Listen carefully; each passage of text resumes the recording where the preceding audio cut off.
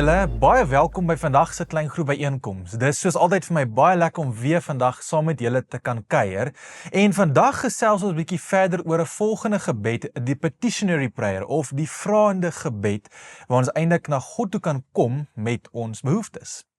Nou wanneer ons oor gebed praat, voel sommige mense baie vinnig dat sekere vorms van gebed meer geestelik is of meer volwasse is. Byvoorbeeld die gebed van aanbidding, daai gebed van stilte, die gebed van contemplation waaroor Iwer gesels het. En dan voel hierdie tipe vraende gebede waar ek nie vir God goed vra, soms baie minder geestelik. Kan selfs ons kinderagtig voel. Maar Charles Spurgeon sê dan iets baie belangrik. Hy sê, whether we like it or not, asking is the rule of the kingdom. God antwoord gebed nie omdat ons so indrukwekkend bid nie. Hy antwoord gebed omdat ons sy kinders is. God geniet dit as ons vra. Hy verheug om daarin wanneer ons na hom toe kom met smeking. En sy hart word warmer, net sy pa, wanneer ons vra.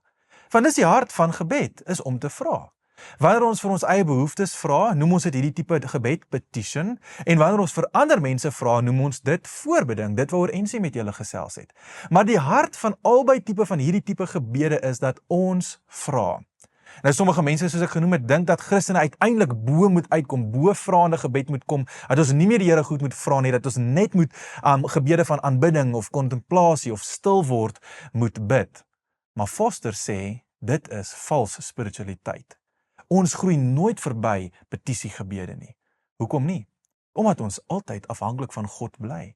Selfs die Bybelse woorde, die Griekse en Hebreëse woorde vir gebed beteken eenvoudig om te vra. En dis hoe Jesus ons kom leer het om te vra. Toe die disippels vir Jesus vra, hoe moet hulle bid? Leer ons om te bid.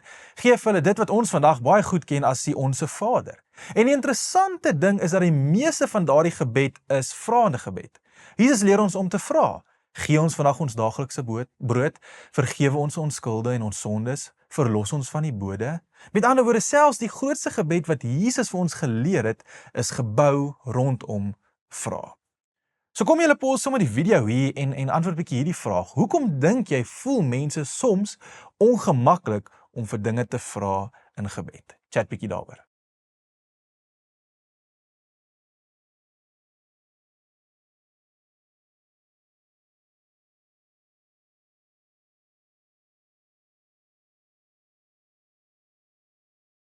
So ons het twee algemene struikelblokke wat baie keer in ons pad kan staan. En die eerste een is, hoekom moet ons vir God vra dit wat hy reeds weet?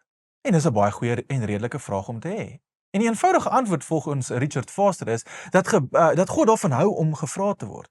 Dink daaraan as jy kinders het of jy's 'n ouer, net 'n ouer daarvan hou wanneer 'n kind hom vra vir iets, wat die ouer reeds weet wat die kind nodig het, daai vraag verdiep die verhouding, dit maak gesprek oop. So God soek nie net die inligting nie, hy het dit klaar, hy soek verhouding. Hy soek egte gesprek met jou, want dit verdiep jou verhouding. En die tweede probleem wat ons baie maklik in onsself, in ons eie koppe begin rondspeel is, die ding dat my probleem is seker tog te klein vir God.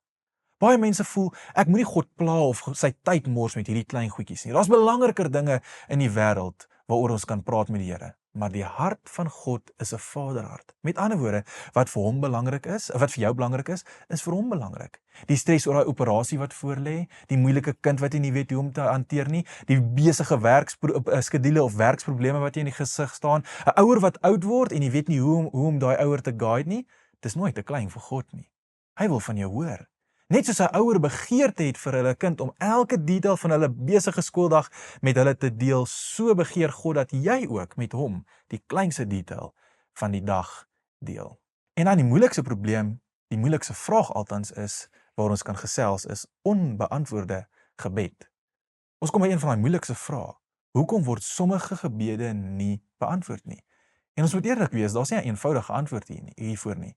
C.S. Lewis sê die volgende, hy sê, every war, every famine, or plague, almost every deathbed is the monument to a petition that was not granted. Ons leef met misterie. Die Bybel self sê, ons sien nou, soos deur 'n dowwe spieël, ons verstaan nie lekker nie. En dis hoekom P.T. Forsyth dit so sê, hy sê, we shall come one day to a heaven where we shall gratefully know that God's great refusal was sometimes the true answer to our truest prayer. Hy sê dit omdat ons gereeld vra vir goed wat nie eintlik in ons beste belang is nie. En Foster speel so 'n bietjie in op hierdie gedagte deur ons 'n paar gedagtes vir ons te gee. Hy sê soms vra ons vir dinge wat net plainweg nie goed is vir ons nie. En eendag in die hemel sal ons dalk besef dat God se nee eintlik sy grootste stuk genade was. Hy sê verder, soms sal ons beantwoorde gebede nadelig wees vir ander, of beteken dat hulle gebede nie beantwoord word nie, of dalk albei gelyk. Ander ene, soms sien ons nie hoe God reeds geantwoord het nie. Ons vra byvoorbeeld vir meer geloof of meer geduld, en dan gee God vir ons deernis vir ons medegelowiges, dan wonder ons, hoekom het hy nie ons gebede beantwoord nie. So, met al hierdie goedjies in gedagte waar ons nou gepraat het, gesels oor hierdie vraag. Watter klein of alledaagse ding sukkel jy om vandag voor God te bring? En dan gaan ons aan.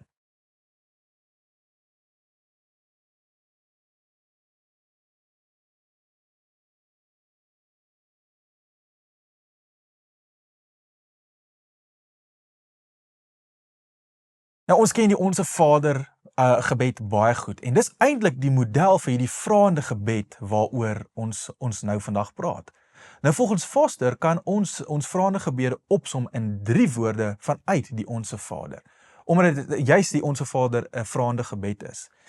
Dit begin met die verheerliking of die adoration, dit waaroor Niels gepraat het, en dan gaan jy na 'n klomp versoeke, om spesifiek te wees 7 versoeke. En van hierdie 7 versoeke in die Onse Vader is 3 van die versoeke persoonlike vrae wat ons vir God vra.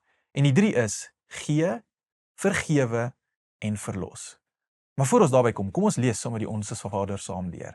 Dit is Matteus 6 vers 9 tot 13. So moet julle bid: Ons Vader wat in die hemel is, laat u naam geheilig word. Laat u koninkryk kom. Laat u wil ook op die aarde geskied, net soos in die hemel. Gee ons vandag ons daaglikse brood en vergeef ons oortredinge, soos ons ook die vergewe wat teen ons oortree. En laat ons nie in die versoeking kom nie, maar verlos ons van die bose. In hierdie Onse Vader sien ons daai 3 bewegings so duidelik. Die eerste ene is gee. Ons bid, gee ons vandag ons daaglikse brood. En Jesus nooi ons eintlik hier uit om te vra vir alledaagse dinge. Ons kan vra vir kos vir vandag, ons kan vra vir rus, vir wysheid, vir 'n oplossing op 'n probleem, vir geduld met mense, selfs die kleinste ding, want God is geïnteresseerd in die duisende klein goed wat in jou dag en jou wêreld vandag aan die gang is. Die tweede ding waaroor ons vra is vir vergifnis, nê, vergewe. Ons vra vergewe ons sonde, want ons almal het sonde. Ons het almal dinge wat ons gedoen het, maar ons het ook almal dinge wat ons nie gedoen het nie, waarvoor ons vergifnis moet vra. En hier is die cool ding. God wil ons vergewe, hy kan en hy gaan. Maar Jesus voeg iets radikaal daarby. Hy sê, ons word vergewe soos ons vergewe. Nie omdat ons God se vergifnis verdien nie, maar omdat 'n hart wat nie vergewe nie, self nie maklik vergifnis kan ontvang nie. So dalk moet ons vir mekaar net eers sê, wat is vergifnis as ons hieroor praat? Want vergifnis beteken nie ek en jy gaan nie ewe skielik meer die seer ervaar nie. Dit beteken nie ek en jy gaan vergeet nie. Foster sê dit as volg. Hy sê, in forgiving, we no longer use the memory against them. When we forgive, the offense no longer controls our behavior. Hoor wat sê hy verder op bladsy 200 van die boekie waar ons besig is. Hy sê, it is a miracle of grace whereby the offense no longer separates. If a husband ignores his wife, valuing business and all other things above her, he has sinned against her. The offense is real and the hurt is real. A sacred trust has been broken. We speak rightly when we say that something has come between them. She will never forget this violation of respect. Even in old age, she might feel an icy chill at the memory of this disregard. But forgiveness means that this real and horrible offense shall not separate us. Forgiveness means that we will no longer use the offense to drive a wedge between us, hurting and injuring one another. Forgiveness means that the power of love that holds us together is greater than the power of the offense that separates us. That is forgiveness. In forgiveness, we are releasing our offenders so that they are no longer bound to us. En dis hoekom in Matteus 6 vers 14 dit so duidelik sê, as julle ander mense hulle oortredings vergewe, sal julle hemelse Vader julle ook vergewe. Maar as julle ander mense nie vergewe nie, sal julle Vader julle ook nie julle oortredings vergewe nie. Dis nogals 'n daunting ding om oor te dink. So dink bietjie daaroor. Die derde ding waaroor ons gesels, waaroor ons vra is, ons vra vir verlossing, of dalk 'n beter woord, beskerming. Ons bid spesifiek, laat kom ons nie in die versoeking nie, maar verlos ons van die bose. En hier vra ons vir twee dinge. Ons vra vir beskerming teen versoeking. Nou ons kan baie maklik vashak en wonder, hoekom versoek die Here my? Maar die enigste tyd wanneer, as ons die Bybel mooi lees, wanneer ons versoek word, is wanneer die Here iets wat ons nie raak sien in ons eie harte nie wil uitwys. Dink byvoorbeeld aan Judas, wat baie sleg was met finansies. Hy het lang vingers gehad. En toe kies Jesus om hom die minister van finansies te maak vir die disippels. Terwyl hy geweet het dat Judas hiermee sukkel. En die versoeking het eventueel dit wat in Judas se hart was, na die lig gebring. So wanneer ek en jy bid, dat kom ons nie in versoeking nie, bid ons eintlik soos Foster sê, Lord, may there be nothing in me that will force you to put me to the test in order to reveal what is in my heart. En dan die tweede deel waarvoor ons bid is, beskerm ons teen die bose. Die Bybel neem die realiteit van geestelike boosheid baie ernstig. Daarom leer Jesus ons om te bid vir beskerming en transformasie en onderskeiding. Nou dit was 'n mondvol. So hierso is vir julle 3 vragies waaroor julle 'n bietjie saam kan chat. Die heel eerste een is, het jy al later in jou lewe besef dat 'n onbeantwoorde gebed eintlik genade was? Die tweede een, hoe dink jy sal hierdie vraende petitionary gebede jou verhouding met die Here verdiep? En hier's 'n baie persoonlike een. Wie moet jy vergewe? Gesels bietjie hieroor, dan gaan ons aan.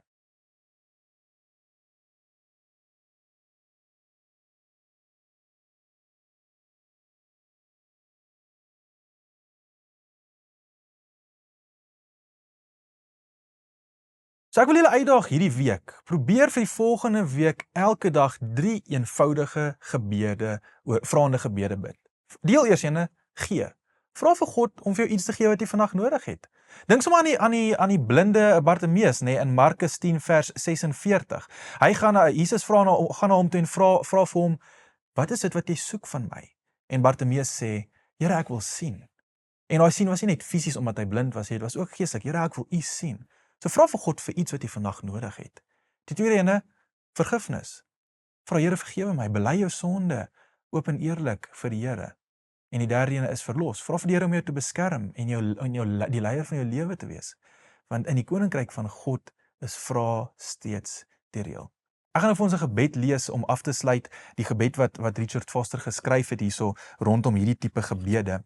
En dan wil ek julle uitdaag om lekker saam af te sluit en saam te bid. Die gebed wat hy geskryf het is so powerful. Hy sê, Dear Father, I don't want to treat you like Santa Claus, but I do need to ask things of you. Give me peace, food to eat every day. I'm not asking for tomorrow, but I'm asking for today. Please forgive me for the infinite offenses to your goodness that I have committed today, in this hour. I'm not even aware of most of them. I live too unaware, and that in itself is a sin against heaven. I'm sorry. Increase my awareness. And in my ignorance, if I have asked for the things that would really be destructive, please do not give them to me. Do not lead me into temptation. Do protect me from the evil one. For Jesus' sake. Amen. Bid saam, sommer dalk gebruik hierdie gebed as 'n raamwerk as julle nou saam afsluit. En blessings, lekker week verder en ons gesien mekaar een van die dae weer. Totsiens.